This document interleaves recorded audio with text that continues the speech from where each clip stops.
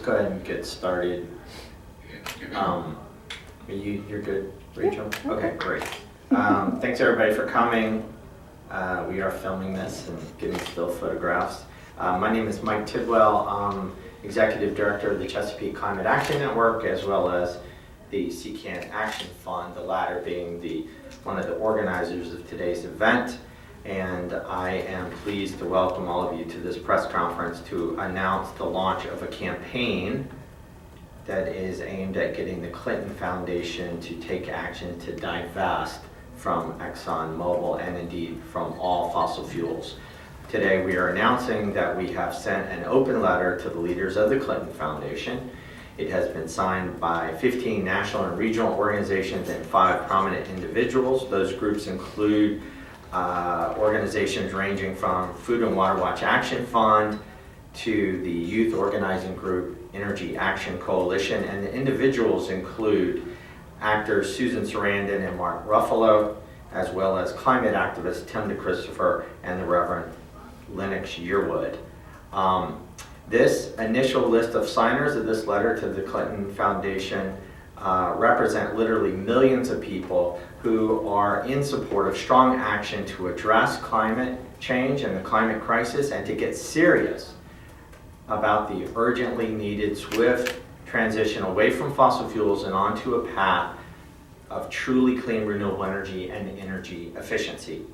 ExxonMobil, however, has been a leader for the last 25 years in efforts to sow doubt and denial about climate change reality and to prevent this needed transition to a cleaner world from taking place.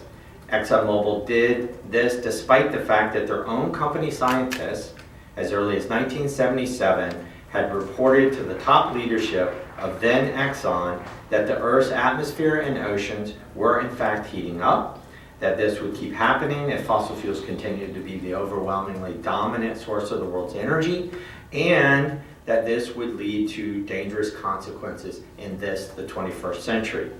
These scientists were right. We are seeing the proof of the worldwide extreme weather events that have become all too common, the droughts, the floods, storms, wildfires, sea level rise, they're all happening more destructively than ever before. Meanwhile, the states of California, New York, Massachusetts, and the Virgin Islands are all conducting official investigations into ExxonMobil and the company's possible culpability, including possible fraud and deception of their investors and the general public by their actions over the last 25 years in funding climate denialism. As we say in the open letter to the Clinton Foundation, quote, "We call upon you to publicly disclose the dates and amounts of ExxonMobil donations you have received over the years and to return that money to the company. Further, the foundation should announce it will no longer accept donations from ExxonMobil in the future. Finally, we urge the foundation to consider doing the same for donations it has received from all fossil fuel corporations. Such steps by a foundation as well known and as impactful as the Clinton Foundation would send a clear and much needed signal to the world that this is the time right now when we must step up and take action in defense of our severely stressed planet, the Earth, our only home." The bottom line is this: a leading philanthropy should be a leader on climate change, and you can't be a leader on climate change if you take money from ExxonMobil. Before I introduce the next speaker, I just want to say that the CCAN Action Fund, as part of today's campaign launch, has also launched a website called clintonsdivest.org, and there's lots of information on that website about this issue of Exxon and the Clinton Foundation. There's background, recent stories, a copy of the letter sent to the Clinton Foundation, as well as a press release and a petition that organizations and individuals can sign expressing their views to the Clinton Foundation to divest from ExxonMobil. So I'm going to turn it over to our first speaker, and that is Winona Hoder, who is Executive Director of the Food and Water Watch Action Fund. Thank you.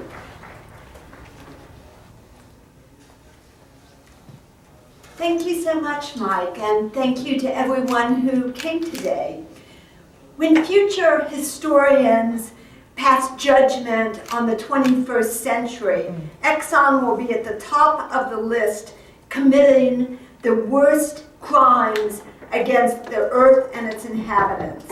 In 1989, Exxon caused the devastating Exxon Valdez spill in Alaska, spilling up to 30 million gallons of oil and despoiling 1,000 miles of coastline. When Lee Raymond, the former CEO and chairman of Exxon, took over the handling of the accident, he played hardball with the litigation, defending the company's actions after the spill, stubbornly refusing to acknowledge responsibility, and refusing to pay punitive damages. He dragged out that litigation for decades. More recently, we can add climate chaos to Exxon's list of crimes. The behemoth has done everything it can to derail action on climate change, adding to the company's record of secrecy, intimidation, and lies. In the 1990s, Raymond masterminded the disinformation campaign to cast doubt on the science around global warming and to actually bully climate scientists. Raymond worked from a suite known as the God Pod, located at the company's headquarters known as Death Star. He was once quoted as saying, "I'm not a US company, and I don't make decisions based on what's good for the US." But Exxon has benefited from decades of taxpayer subsidies and policy decisions made by the US government for Exxon's benefit. In 2006, Rex Tillerson, a longtime company executive, replaced Raymond, but the culture of arrogance has remained unchanged. Tillerson moved the company into fracking in a big way. And remember that 80% of fracking over the past several years has been for oil. In 2009, Exxon acquired the large-scale fracking company XTO. Tillerson wholeheartedly supports the climate-devastating fracking technologies, that is, except when it's in his backyard. He joined a lawsuit to stop construction of a fracking wastewater tower in his community because it would cause truck traffic and noise. Meanwhile, Exxon has been using its political clout internationally to push fracking. Over the past 4 years, it's spent at least $21 million lobbying the institutions of the European Union. Exxon has expended enormous resources in Germany trying to change public opinion about fracking. Germany is a target because of the country's commitment to transitioning to sustainable energy. The company is attempting to disrupt Germany's successful model of how a major industrial nation can shift to renewables and energy efficiency. Exxon has funded an expensive propaganda campaign with full-page ads in leading newspapers and magazines, running 30-second TV spots in Germany about how environmentally friendly their operations are. Under both Tillerson and Raymond, Exxon has played fast and loose in reporting its proven reserves to the U.S. Securities and Exchange Commission. It often failed to use approved accounting methods in reporting to the SEC. This can potentially lead to artificial overevaluation of stock, mislead investors, and exaggerate the worth of the company's assets. Now, this has just been a very short list of Exxon's bad behavior. It's way past time for some accountability from Exxon. While it's positive that the attorney generals of 3 states in a U.S. territory are investigating the deceptive claims about climate change, we need a much wider investigation. And we know that in decades past, we've seen major congressional investigations and hearings on the destructive behavior of the oil and gas industry, including Exxon. It's time for our elected leaders to have the guts to pursue a real investigation in Congress and the Department of Justice, rather than currying favor with the oil and gas industry. And it's unconscionable that the Clinton Foundation has partnered with Exxon and accepted donations from the company. The foundation also has many other donors from the oil and gas industry. In fact, its board member, Frank Giostra, has very deep ties to the oil and gas industry. So it's not surprising that the Clinton Foundation's Climate Initiative program never once discusses reducing fossil fuel use or transitioning to renewables. We call on the Clinton Foundation to stop the hypocrisy and to immediately sever all relations with Exxon and dirty energy interests, and to use their resources and the high profile of a former president to seriously address the causes of climate change, the production and use of fossil fuels. Thank you. Thank you, Winona. Our next speaker is Lisa Van Susteren. She is with the Interfaith Moral Action on Climate. Thank you all for being here. About 10 years ago, my eyes about popped out of my head one morning when I read in the New York Times what ExxonMobil was saying about carbon emissions. We don't call it pollution, they said. Carbon dioxide, we call it life. My dad was a judge. I thought growing up that most people presenting themselves as upstanding members of the community had a basic sense of integrity, and that it pushed them to want to make honorable choices in their lives. Living for many years in other countries, my heart would swell with pride that I was an American. The world was safer because of us, and would continue because we led by example. Or so I thought. We know that we cannot be safe, nor can we have confidence in our institutions, even our way of life, when we doubt the basic trustworthiness of the people who have or are in power. If only the lie about CO2 was the worst one ExxonMobil was telling. ExxonMobil, your profits come drenched in our suffering.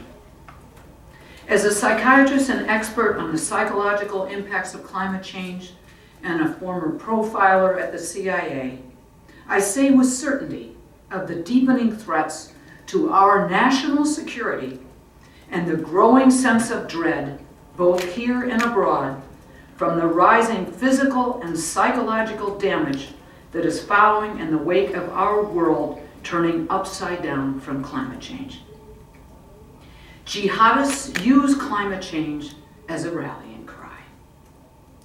We will not stand here in frozen silence when right before our eyes, payoffs are being made for acts that will haunt us for thousands of years to come.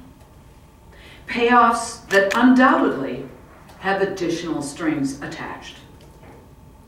I counsel people who have been traumatized. I know that future generations will find some comfort in knowing that we called out for accountability. We have this to say to ExxonMobil: you are not donors, you are liars. Your own scientists told you that fossil fuels would destroy the planet, and you engaged nonetheless in a decades-long deliberate campaign to deceive. You are not donors, you are thieves. You have stolen our safety, our future. You have stolen our peace of mind. We cannot change these realities, but we can take the energy of our anger and shape it into action on solutions, working even harder for clean, renewable energy, promoting divestment, and building resilience. To the Clinton Foundation, we call on you not only to wash your hands of Exxon, but to denounce them for trying to buy your silence and complicity. we ask the press to convey our message. Thank you. Thank you. That was Lisa Van Susteren. Our final speaker, and then we're going to take questions, is Catherine Thomason with, she's Executive Director of Physicians for Social Responsibility. Thank you, Mike, and thank everyone for being here. I'm a physician and the Executive Director of Physicians for Social Responsibility, and I can say climate change is a killer. Many women and children in Kenya have to walk far to collect water for their family's use, spending 2 to 3 hours retrieving needed water. 3 to 10,000 children die a year due to unsafe drinking water in Kenya. The rain pattern in Kenya has changed as well, making growing crops more difficult and unpredictable. The Clinton Foundation is working to reforest the land in Kenya from 7% now to 10% to improve rainfall regularity and address soil erosion and runoff. Yet they accept money from ExxonMobil, which has spent millions trying to obfuscate the truth that climate change is real, that it's causing massive droughts and loss of clean drinking water. Physicians for Social Responsibility joins this movement in calling for the Clinton Foundation to return the $1 million in donations they've received in recent years from ExxonMobil. My organization is gravely concerned about climate change. Its health impacts are caused primarily by the rampant mining and burning of fossil fuels. It's already impacting the health of people here in the United States and around the world. Carbon and methane pollution are the primary causes of climate change. Rising global temperatures unleash a torrent of deadly weather and health effects. Heat strokes, resulting in death and killing of livestock. Higher temperatures facilitate the spread of insect-borne diseases like West Nile, dengue, and malaria, allowing them to spread to regions that previously had never seen them. Rising sea levels and storm surges endanger people living in coastal areas and on islands all around the world. They inundate agricultural lands, making the ground too salty to grow crops, and they uproot populations from New Orleans to Bangladesh, creating climate refugees. The Clinton Foundation is rightfully proud of its work to reduce greenhouse gases in this country and has provided farmers in Malawi, Rwanda, and Tanzania with climate-smart agricultural training. But by receiving funding from ExxonMobil, a major fossil fuel industry that promotes fossil fuel dependency and has deliberately covered up the reality of climate change, the Clinton Foundation is directly undercutting the benefits of its own work. Agricultural grants from the Clinton Foundation that are made in Africa will be insufficient when farmers face ever-worsening drought or extreme flooding. The grants that help reduce carbon emissions in the United States are also undermined by the work of ExxonMobil as they expand extraction and burning of oil and natural gas. The Foundation's work is also undermined by the corporation's funding of groups whose basic purpose is to confuse and deceive the American public about the facts of climate change. Our world is a very dangerous place. Experts estimate that only 1/3 of the world's proven fossil fuel reserves can be burned if we hope to keep carbon and methane pollution at levels sufficient to hold off the worst impacts of climate change. Our health urgently needs us to transition off fossil fuels and invest in clean, healthy, renewable energy sources to power our country while saving lives. The Clinton Foundation's willingness to accept $1 million from ExxonMobil goes against that urgently needed transition. It's a mistake that threatens world health and well-being. The Clinton Foundation can correct that mistake by turning back the money they received from ExxonMobil. This would be an act of leadership that would bring the Foundation's finances in line with its aims and set a powerful example that will ripple through the public and private sectors around the world. Thank you. Thank you. That was Catherine Thompson. Here, check your phone. Check your text. So we're going to take questions. Again, our overriding message here today is that a leading philanthropy should be a leader on climate change during these times, and you can't be a leader on climate change and take money from ExxonMobil, period. Open to any questions anyone might have? Yes. Hi, Samantha Page from Think Progress. Hi. Hi, how are you? Good. I think we can't ignore the fact that Hillary Clinton is also running for president. Is this, are you expecting this to become an issue in that race? And do you think that people are going to be talking about where the foundation and where her policies might overlap as president? Well, the story about Exxon has been going on now for, almost a year. The data, the internal documents that their scientists told top leadership about the realities of climate change, and almost daily there's another story involving Exxon. There were stories about the Clinton Foundation taking donations from fossil fuel companies going back to 2009, prior to the Keystone XL. During the Keystone XL controversy. So this is an ongoing story. The point is the ExxonMobil Clinton Foundation together, those are two threads of news that have been ongoing. So this event is about that. It's not about the campaign. It's not about Hillary Clinton as a presidential candidate. Yes, we can't ignore that that's going on, but the issue of Exxon, apart from the campaign, is what we're here to address.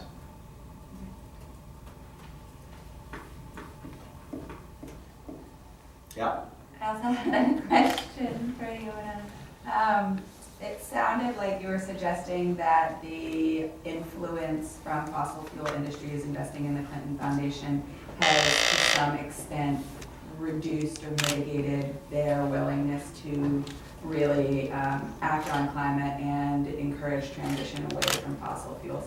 Do you think that there's a direct correlation here between where they're getting their money and what initiatives they're willing to pursue? I think it certainly appears that way. When you look at the list of contributors, energy contributors, and I have a long list if you're interested in that, many fossil fuel companies are giving large sums of money to the Clinton Foundation. In fact, that board member that I mentioned, according to the Washington Post, has given $25 million. Then you look at the Clinton Climate Initiative, which is very soft, and I'm not saying that planting trees isn't a good thing. Obviously, we all support planting trees, but when the director of the program says that they have a systems theory to addressing climate change and they're not going for one technology like renewables, as if renewables is one technology. I mean, renewables and energy efficiency are many, many technologies. Nowhere on their website or in their materials do they discuss reducing fossil fuels or addressing fossil fuels. So, I think it's a very soft program that is directed at things that don't offend. These aren't bad things. They're just nowhere near enough to address the crisis that we're in with climate change. May I also add, as a psychiatrist, and this is certainly going to resonate with all of us, it's human nature to at least pause when it comes to the idea of biting the hand that feeds you. Mm-hmm.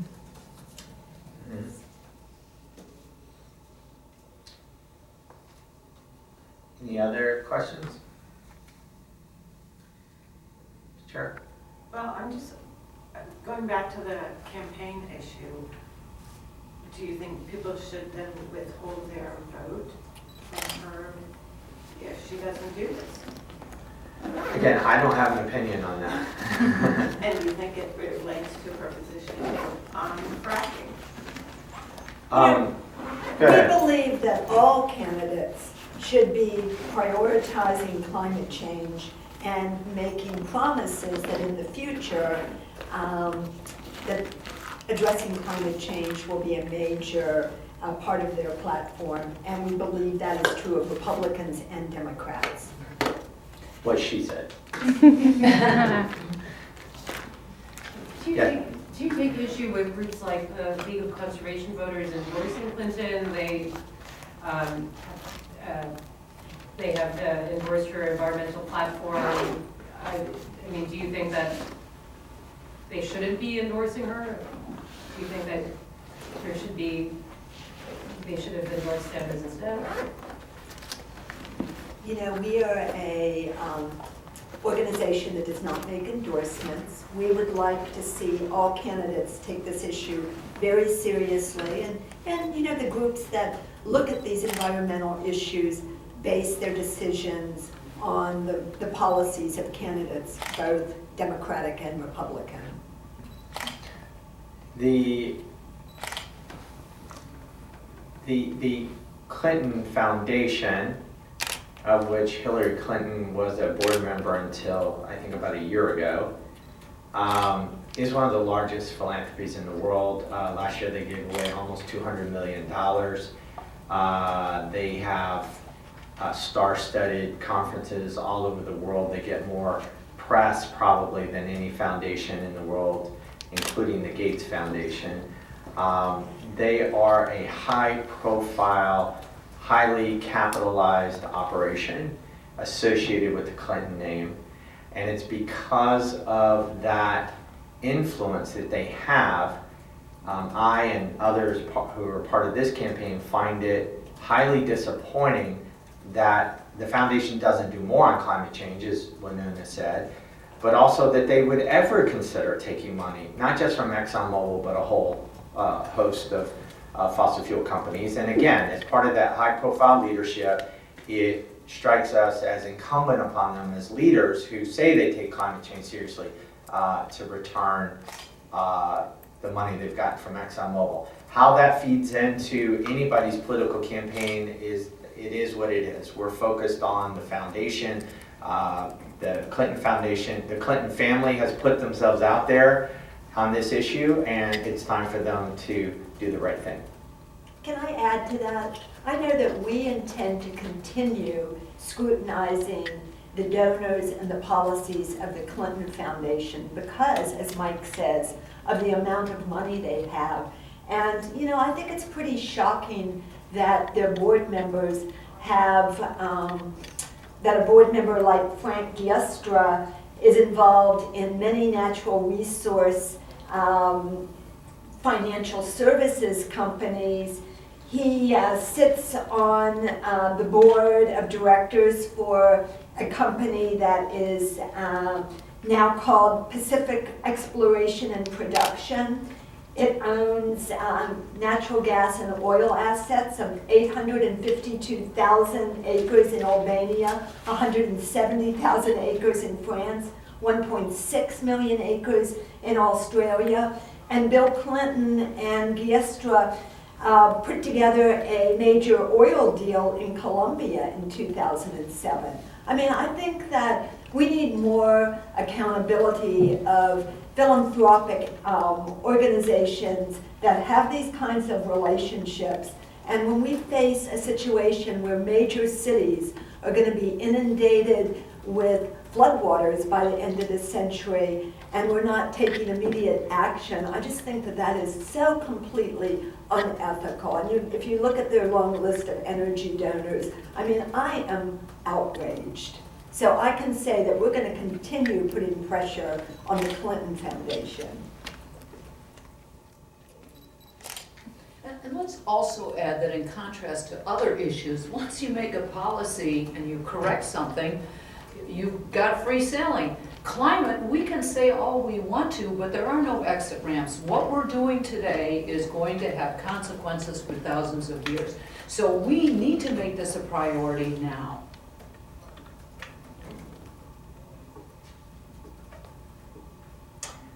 Other questions? All right, seeing none, I think you should all have press materials, a copy of the press release. We're going to put a videotape of this press conference online later this afternoon. And again, there is the website, which has just been launched, clintonsdivest.org. And if you have any remaining questions, if you want to stick around, we're happy to stick around as well. But thanks for coming.